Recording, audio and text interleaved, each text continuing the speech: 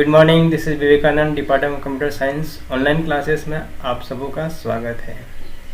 इस वीडियो में हम लोग Boolean algebra part 2 logic gate के बारे में पढ़ेंगे। चलिए स्टार्ट करते हैं।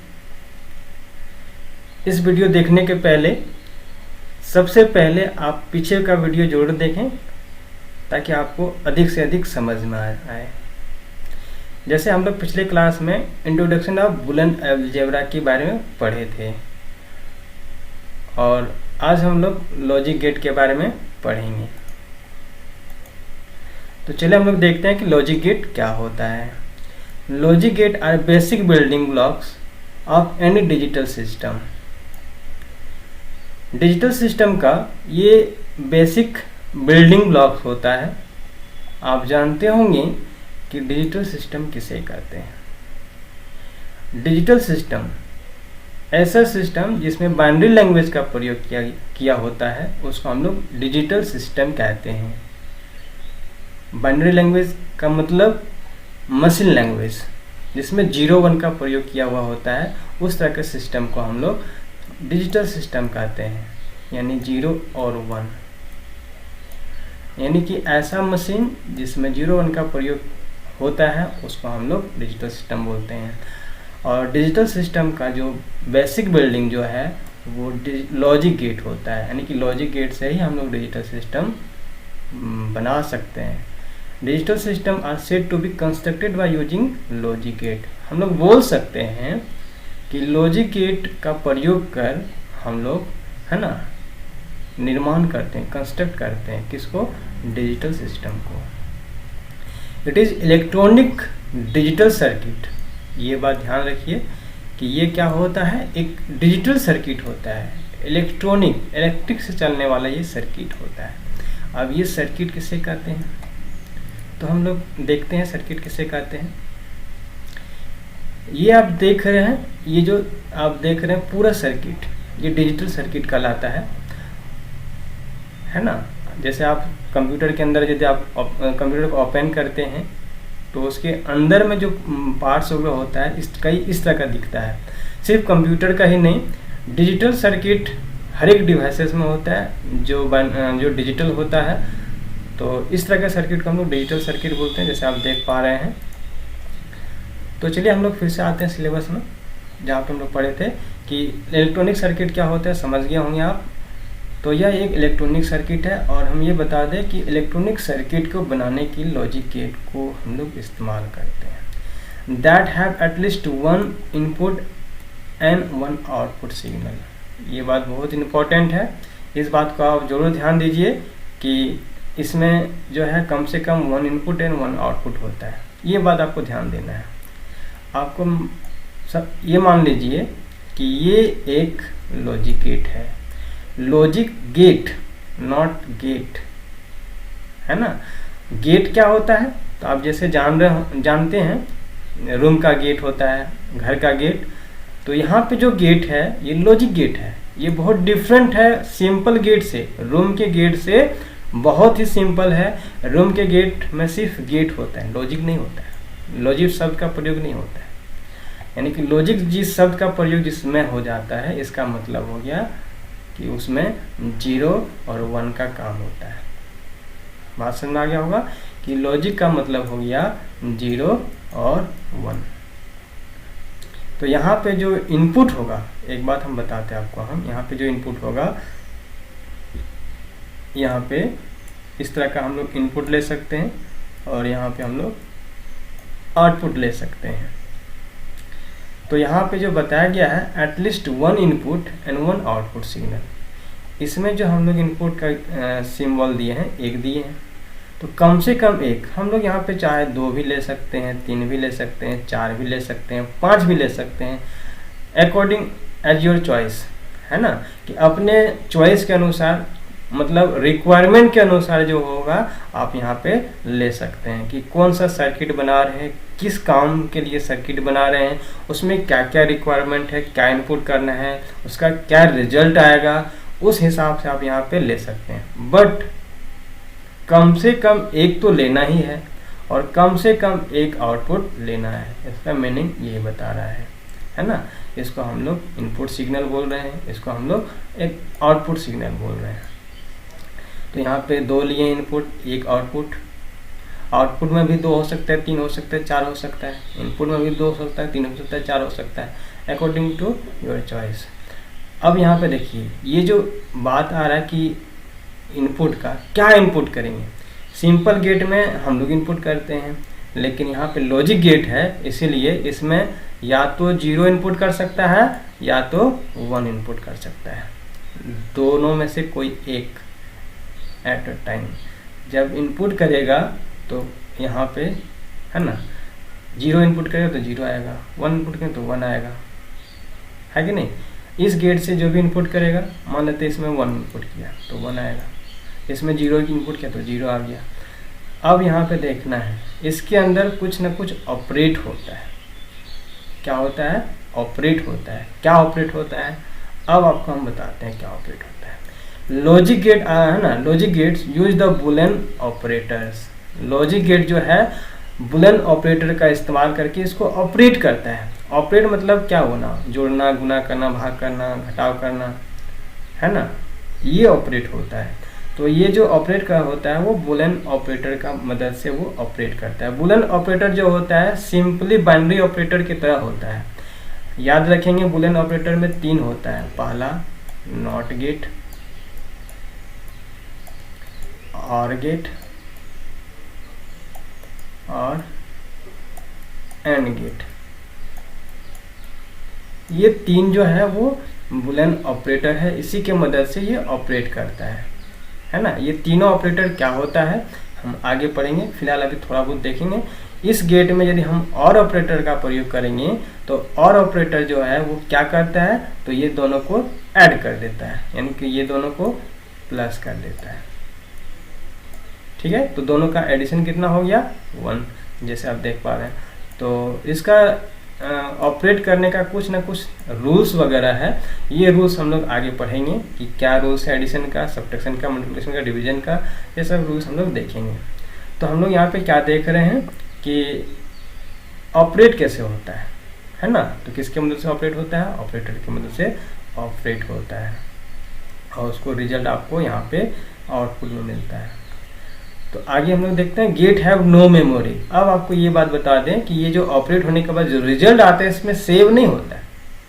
क्यों सेव क्यों नहीं होता है? क्योंकि इसके पास मेमोरी स्टोरेज क्षमता नहीं है। स्टोर करने के लिए मेमोरी इसमें नहीं दिया गया है, इसलिए इसमें स्टोर नहीं होता है ना। तो स्टोर कहाँ पे होगा, तो ये जस्ट रैम से जुड़ा होता है, तो यानी कि ये रैम में जाके स्टोर होता है, या फिर जो भी मेमोरी में होता है वो। तो यानी कि इसके अंदर जो है वो स्टोरेज क्षमता नहीं है, इसलिए गेट्स हैव नो मेमोरी हम लोग बोल सकते हैं। द वैल्यू ऑफ आउटपुट, ये जो आउटपुट है, जो वैल्यू है 1, वो किस पे डिपेंड कर रहा है, ये जब जो इनपुट किए हम एक 0 और 1, इस पे डिपेंड कर रहा है कि आप क्या इनपुट किए। Depend only on the current value of the input. Input का जो वैल्यू होता है उस वैल्यू पे वो डिपेंड करता है कि यहाँ पे क्या वैल्यू आ रहा है। यहाँ पे 0 क्यों नहीं आ रहा है, क्योंकि हम ये वैल्यू लिए हैं इसलिए 1 आ रहा है ना। तो ये हम लोग सीख गए कि लॉजिक गेट क्या होता है। अब हम लोग यहाँ जानेंगे कि कितने तरह का लॉजिक गेट होता है। तो ये 3 तरह का लॉजिक गेट होता है। पहला fundamental logic gate, universal logic gate, other logic gate. तो चलिए हम लोग देखते हैं कि फंडामेंटल लॉजिक गेट क्या होता है। फंडामेंटल लॉजिक गेट जो है ना, फंडामेंटल लॉजिक गेट और बेसिक गेट, यह मूल गेट कहलाता है। सभी गेट का ये मूल गेट है। जिस तरह से हम लोग कैलकुलेशन करते हैं तो उसका बेसिक चीज़ क्या है, जोड़ घटा गुना भाग। जब तक हम लोग जोड़ घटा गुना भाग नहीं जानेंगे या फिर नहीं यदि जिसको आता है तब तक वो कोई कैलकुलेशन नहीं कर सकता है। इसका मतलब उसी तरह से ये है कि कोई गेट का निर्माण, कोई सर्किट का निर्माण करते हैं आप, तो फंडामेंटल गेट आना बहुत ज़रूरी है। यदि आप इसको नहीं जानते हैं तो आप सर्किट निर्माण नहीं कर सकते हैं। यानी कि हम लोग क्या बोल सकते हैं, that can be use to build, है ना, यूनिवर्सल गेट और एनी अदर गेट्स, जिसके मदद से हम लोग बना सकते हैं, जिसका यूज से हम लोग बना सकते हैं यूनिवर्सल गेट और एनी अदर गेट बना सकते हैं और सर्किट बना सकते हैं। इसके मदद से सिंपल सी भाषा में कि फंडामेंटल गेट से ही हम लोग दूसरा गेट निर्माण कर सकते हैं, है ना। तो ये कितने तरह का गेट होता है? तो ये 3 तरह का गेट होता है, नॉट गेट, ऑर गेट और एंड गेट। तो चलिए हम लोग देखते हैं कि नॉट गेट क्या होता है। तो यहाँ पे हम लोग देख रहे हैं नॉट गेट के बारे में, इसको हम लोग इन्वर्टर ही बोलते हैं। क्या बोलते हैं? इन्वर्टर बोलते हैं। तो not gate is an simply digital electronic circuit, यहाँ पे है ना, ठीक है। Not gate is a simply digital electronic circuit. ये क्या होता है? एक सर्किट होता है। आपको हम बता दें कि इसका डेफिनेशन याद रखने के लिए बहुत ही आसान ट्रिक है, क्योंकि इसका डेफिनेशन यदि याद रखते हैं तो आपको अगला 7 डेफिनेशन जो है याद रखने की जरूरत नहीं पड़ेगा। इसलिए एक डेफिनेशन याद रखिए, बाद बाकी आपको ये 7 डेफिनेशन में काम आएगा। तो इसको याद रखने के लिए क्या क्या पॉइंट याद रखना है वो मैं आपको बता रहा हूँ। तो सबसे पहले पहला पॉइंट कि ये जो नॉट गेट जो है कि सिंपली डिजिटल इलेक्ट्रॉनिक सर्किट है, ये सभी डेफिनेशन में आपको काम आएगा। सभी में यही सेम लिखना है। अभी जो 7 डेफिनेशन आने वाला है इसके बाद, है ना, तो उसमें आपको यही लिखना है। तो क्या लिखना है आपको हम अगले वीडियो में बताएंगे। फिलहाल अभी यहाँ पे जो है वो देखिए। पहला पॉइंट ये हो गया। दूसरा point that have only one input signal, ये दूसरा पॉइंट है, आपको याद रखना है। ये आपका दूसरा point, only one input signal. अब यहाँ पे देखिए इनपुट सिग्नल, ये आप देख रहे हैं ये डायग्राम, इस डायग्राम को हम लोग नॉट गेट बोलते हैं। यानी कि नॉट गेट को रिप्रेजेंट करने का ये एक डायग्राम है, तरीका है। यानी कि जहाँ कभी भी आप जब कभी भी आप इस तरह का डायग्राम दिख जाए तो वो मान लीजिए कि वो क्या है? नॉट गेट है। इसी को हम लोग लॉजिक गेट बोलते हैं, है ना, लॉजिक गेट। यानी कि नॉट गेट है ना, नॉट गेट को रिप्रेजेंट कैसे किया जाता है? इस तरह से रिप्रेजेंट किया जाता है।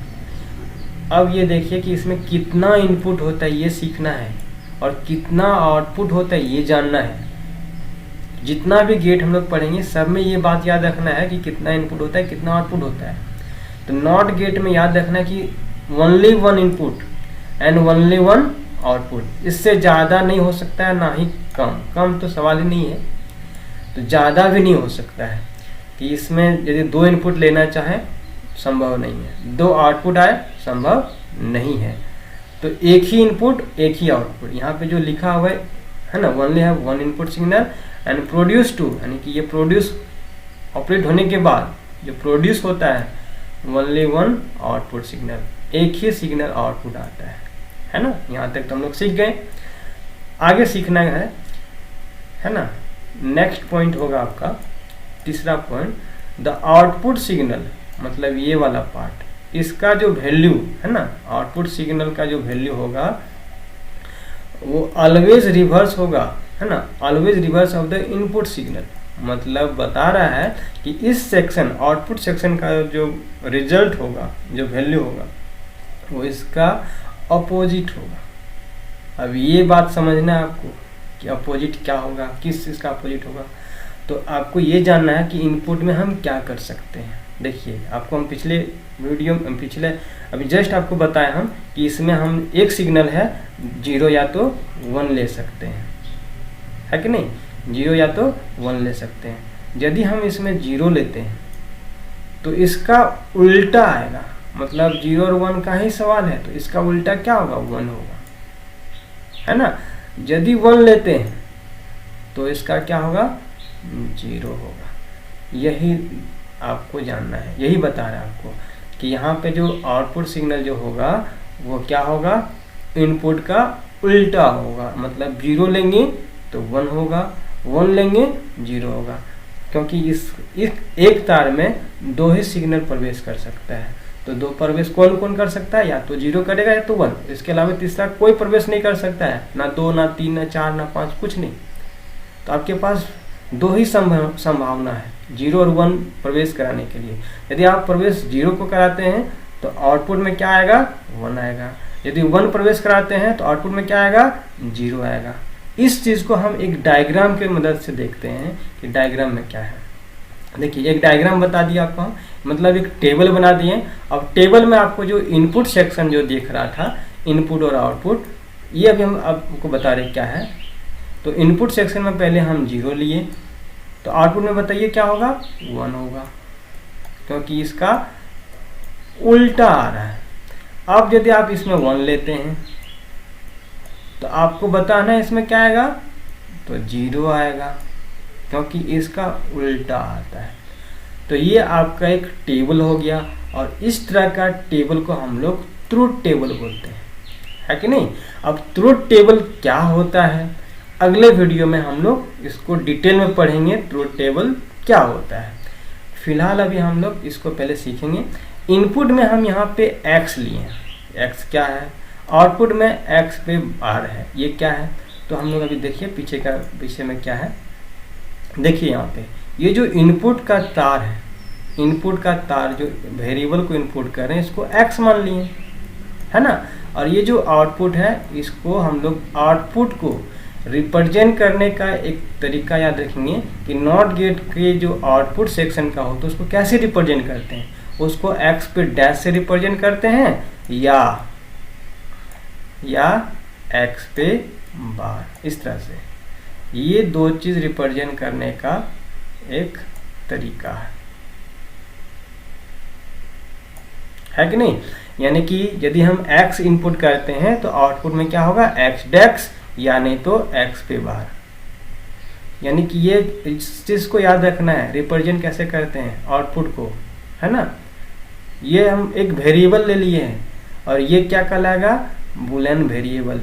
अब ये जानना है बूलियन वेरिएबल क्या है ना। तो बूलियन वेरिएबल हम अगली क्लास में पढ़ेंगे, ठीक है। बूलियन वेरिएबल शायद हम लोग पिछले क्लास में पढ़ चुके हैं कि बूलियन वेरिएबल किसे कहते हैं। देखिए बूलियन वेरिएबल क्या होता है, यदि कोई वेरिएबल का वैल्यू, है ना, 0 या तो 1 हो तो उसको हम लोग बूलियन वेरिएबल कहते हैं। यानी ये जो वेरिएबल है बूलियन वेरिएबल है, क्योंकि इसका वैल्यू या तो 0 होगा, x का वैल्यू या तो 1 होगा, दोनों में से कोई एक, है ना। तो यही चीज को हम यहाँ पे रिप्रेजेंट कर रहे हैं।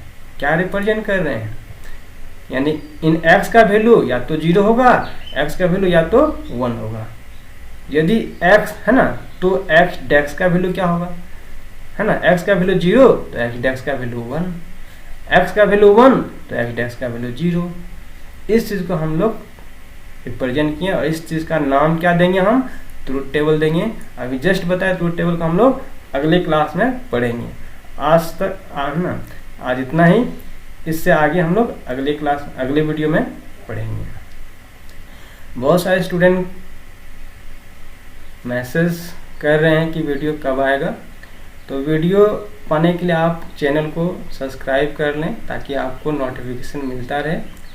और एक बात बताना चाहूँगा कि कंप्लीट सिलेबस का वीडियो पब्लिकली यूट्यूब पे देना पॉसिबल नहीं है, इसलिए इस नंबर पे आप कांटेक्ट करके कंप्लीट सिलेबस का वीडियो आप पा सकते हैं। धन्यवाद।